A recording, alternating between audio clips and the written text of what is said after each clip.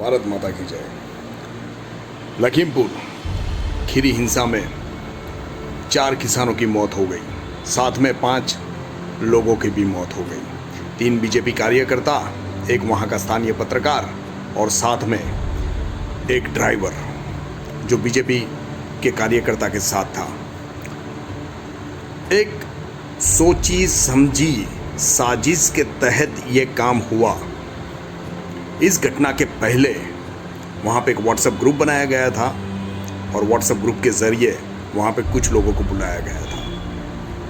लोग कह रहे हैं कि ये सब किसानों ने किया, कुछ लोग बोल रहे हैं खालिस्तानी आतंकवादियों ने किया। मैं ये कह रहा हूँ कि जिन्होंने भी किया वो इंसानियत के दुश्मन थे। वो ना किसान थे, वो ना किसी और पार्टी से ताल्लुकात रखते थे। दूसरी बात, अजय मिश्रा कि जिन्होंने जो भी भाषण दिया था वहाँ पे, जो भी भाषण दिया था उसके विरोध में किसी एक नेता, सपा का कोई नेता है, उसने भी भाषण दिया था और उसने धमकी दी थी। उसने वो जो हेलीपैड है उसको कब्जा करने की कोशिश की थी। फिर ये लोग गए थे वहाँ पे कुछ वो उप मुख्यमंत्री को लेने के लिए। वहाँ पे इन लोगों ने उसका घेराव किया, गाड़ी पर हमला किया और वो गाड़ी उन लोगों से बचने के लिए उसने तेज़ गति कर दी। उसमें 3-4 किसान उस गाड़ी के नीचे आ गए और एक्सपायर्ड हो गए। और पोस्टमार्टम रिपोर्ट में ये भी कहा गया है, कि उन किसानों पर भी किसानों को भी चोट लगी हुई थी। उन पर धारदार हथियार से उन पर प्रहार किया गया था। आप सोचो कि अगर ड्राइवर होता तो ड्राइवर के हाथ में कोई धारदार हथियार था ही नहीं, वो कैसे उस पर धारदार हथियार से उन पर प्रहार कर सकता था। ये कोई आपसी दुश्मनी का मामला है।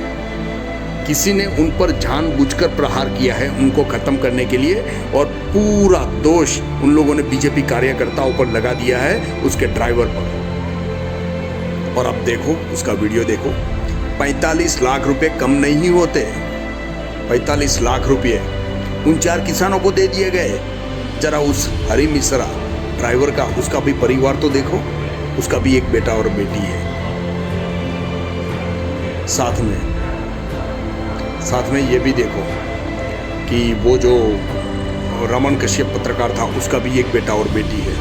साथ में वो 3 जो बीजेपी कार्यकर्ता थे, उनका भी एक परिवार है। सपा समाजवादी पार्टी जो यूपी से उसका नामो निशान मिटने वाला है, उन लोगों को बस अपनी सत्ता की रोटियां सेकनी है। इस घटना पर उन लोगों को यह नहीं दिखाई देता कि वहाँ पे कुछ लोग मरे हुए हैं। बस सबको जाना है लखीमपुर खीरी में और सिर्फ बीजेपी को निशान बनाना है, बीजेपी ने किया। आप लोग भाषण दो, वो हमारे लिए भजन, और कोई बीजेपी वाला कोई भाषण दे तो वो देशद्रोह। अखिलेश यादव, सोनिया गांधी, राहुल गांधी, ममता बनर्जी, ये सब के सब इस देश के दुश्मन है, ये याद रखना। मैं हर हिंदू को कहना चाहूँगा, हर हिंदू को, हम हिंदुओं को आपस में एक दूसरे की रिस्पेक्ट करनी पड़ेगी। नहीं तो ये कांग्रेस वाले या कोई भी विपक्ष वाला तुम हिंदुओं को अंदर लड़वाएगा, एक दूसरे से मरवाएगा और ये लोग अपनी राजनीतिक रोटियां सेकेंगे। अगर अपने हिंदुस्तान का विकास देखने चाहता हो, अपना भारत का विकास देखना चाहते हो, तो सिर्फ एक काम करो। जब भी कोई ऐसी जब कोई रैलियां होती है ना, तो अंदर वॉलंटियर के तरीके से अंदर जुड़ जाओ, पूरी की पूरी उस रैली के अंदर, और देखो कि कौन हमला करवा रहा है, कौन किस तरह की लैंग्वेज यूज़ कर रहा है, और उसके वीडियो बनाओ और उनके वीडियो बना के आप वहाँ के आजू बाजू की जो भी न्यूज़ चैनल है, जो भी आपके नज़दीक है, उनको दे दिया करो। हाँ, कन्हैया कुमार, उसके भाषण से क्या हुआ? दंगा फसाद हुआ। हार्दिक पटेल, उसके भाषण से क्या हुआ? दंगा फसाद हुआ। ये राजेश टिकैत, वो किसानों के नाम पर, ये कांग्रेस ने उन लोगों को, जाहिर है उन लोगों को, या किसी भी विपक्ष ने उन लोगों को सपोर्ट कर रही है। देश में अव्यवस्था फैलाने का काम कर रही है लोग। जिग्नेश मेवाणी देख लो, दलित आंदोलन करवा के उसने ये भी वो बड़ी सी बवाल करवा दी थी गुजरात के अंदर। अब आप सोचो, ये लोग बस फालतू का आंदोलन कर रहे हैं, देश में अव्यवस्था पैदा कर रहे हैं। मैं तो कहता हूँ इन लोगों को ही नज़र कैद कर लिया जाए जब ये लोग ऐसा कुछ काम कर रहे हो। आप लोग सोचो समझो, आप हिंदू आप आपस में मत लड़ो। अगर कोई आपको भड़काता है तो अपने आप पर संयम रखो, समझो, सोचो कि आप किसी पार्टी पर हमला नहीं कर रहे हो, आप किसी इंसान पर हमला कर रहे हो। बोले उसने ये किया, वो नहीं करता। पहले जब तक आप नहीं करोगे तब तक कोई कुछ नहीं करता, समझे। बड़ी बड़ी रैलियाँ हुई, बड़े बड़े आंदोलन हुए, लेकिन इस तरह की हिंसक घटनाएं बहुत कम हुई है। ममता बनर्जी का कभी कोई पुराना वीडियो देख लेना, उसने बोला था, बोले ये फोर्स जाने दो फिर देखते हैं, वोटिंग खत्म होने दो फिर देखते हैं। उन लोगों ने बीजेपी कार्यकर्ताओं के साथ क्या किया, हमला कर दिया, उन लोगों के घर पर बार बार अटैक हुए, वहाँ पे स्त्रियों पर रेप हुए जो बीजेपी को सपोर्ट करती थी। अब शर्म करो। पहले ये चीज़ पश्चिम बंगाल में हुई, अब यूपी में हो रही है, अब यूपी में शायद होने वाली है, लेकिन वहाँ पे तुम्हारा बाप बैठा है, आदित्यनाथ योगी, समझे। मैं तो कहता हूँ जो बाकी के 5 मरे उनको भी 45 लाख रुपए मिलने चाहिए हर परिवार को। और इस तरह की इस चीज़ से मेरे दिल में बहुत दुख हुआ है कि तुम लोगों ने जिस तरह से उस हरी मिश्रा ड्राइवर को मारने का जो वीडियो बनाया है, तुम लोगों ने जिस तरह से वो रमन कश्यप पत्रकार को मारा है, शर्म आ गई है। अगर चाहे तुम खालिस्तानी हो, तुम कोई भी हो, तुम तेल लेने जाओ, तुम खड्डे में जाके मरो, तुम लोगों से कोई मतलब ही नहीं है, क्योंकि तुम लोगों ने वाहेगुरु का नाम बदनाम करने की कोशिश की है खालिस्तान के नाम पर। अगर तुम सच्चे सिख होते तो तुम लोगों ने ये काम नहीं किया होता।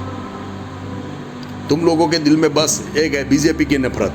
अगर तुमको किसी परिवार के लिए नफरत होए तो भी तुम ये नहीं कर सकते। तुम नफरत वो क्या होती है कि अदृश्य होती है, उसका मतलब ये नहीं तुम किसी की जान ले लो इस तरीके से लिंचिंग करके। शर्म आती है। You are not, I think you are not coming from Sikh community. शर्म आ गई है, शर्म आ गई है। रोना आता है जब भी वो वीडियो देखता हूँ तो आंख में से आंसू आ जाते हैं कि तुम लोगों ने उस निहत्थे ड्राइवर को इस तरह से मार दिया। उस रमन कश्यप, उस पत्रकार का भी नहीं सोचा होगा कि उसके माँ बाप उसको ढूंढने के लिए आएंगे, नहीं आएंगे। तुम लोग बोले 4 किसानों के बारे में नहीं सोचा। अरे शुरुआत तो तुमने कर दी थी ना, तुमने किसी गाड़ी पर हमला कर दिया, तब जाके उसने गाड़ी तेज भगाई। क्यों किया था, क्यों किसी पर हमला कर दिया? इस तरह अटैक करने का राइट्स किसी को नहीं है। मैं तो कहता हूँ पूरे देश में कानून लगाया जाए, पूरे देश में एक कानून लगाया जाए कि आंदोलन पर प्रतिबंध। कोई आंदोलन हमें नहीं चाहिए। अगर जिनको आंदोलन करना है तो वो लोग आपस में बैठक करें, बैठक करके सरकार को याचिका दे दे, फिर सरकार सोचेगी उस पर फैसला करेंगे। हमें देश में अव्यवस्था नहीं चाहिए, हमें देश में अव्यवस्था नहीं चाहिए। हम चाहते हैं कि हर हिंदू आपस में जुड़े। अगर वो कांग्रेस पार्टी में है तो मत जाए कांग्रेस पार्टी में, मत जाए समाजवादी पार्टी में। अगर इन सब पार्टियों में अगर तुम हिंदू हो तो मुझे ये चीज़ कहनी है कि कोई राम मंदिर बनाने के लिए लड़ रहा है, तुम सोचो कि बरसों से ये बात कहाँ पे पड़ी हुई थी, आज जाके राम मंदिर का शिलान्यास हुआ। समाजवादी पार्टी ने ना कुछ किया, ना कांग्रेस पार्टी ने कुछ किया, और आज बीजेपी कुछ अच्छा काम कर रही है तो आप उस पर हमले पे हमला करते जा रहे हो। आप बोल रहे हो पेट्रोल महंगा हो गया, पेट्रोल महंगा हो गया। आप सोचो आज से 15 साल पहले की हालत क्या थी। तुमको इंटरनेट कितना महंगा मिलता था। इंटरनेट के साथ आज तुम बोल रहे हो पेट्रोल महंगा हो गया। अरे पेट्रोल तो महंगा होएगा ही। तुम दुनिया के हालात देखो, इराक, ईरान, हर जगह पे प्रॉब्लम है, हर जगह पे प्रॉब्लम है। लीबिया जहाँ से पेट्रोल आता था उन सभी देशों में प्रॉब्लम है। तो जाहिर है वहाँ पे अगर प्रोडक्शन कम होगा तो यहाँ पे तो महंगा होने ही वाला है। वो बोल रहे हैं मनमोहन सिंह के घर पे तेल के कुएं थे क्या कि कांग्रेस के राज में पेट्रोल कम दामों में मिलता था। जो भी कांग्रेस की फेवर करता है ना, मैं उनको बोलता हूँ भाई 70 साल बहुत होते हैं विकास करने के लिए, 70 साल बहुत होते हैं विकास करने के लिए। शर्म आती है, शर्म आती है। तुम लोगों ने बीजेपी के नाम पर न जाने और क्या क्या दिन दिखाओगे। मैं कहता हूँ हर हिंदू को संयम से रहना चाहिए, संयम से एक दूसरे का, अगर किसी रैली में जाते हो तो किसी भी पब्लिक प्रॉपर्टी को नुकसान मत पहुँचाओ। पब्लिक प्रॉपर्टी को नुकसान पहुँचाने का हक तुम्हारा भी नहीं हो, और ना ही किसी की जान मुश्किल में डालो।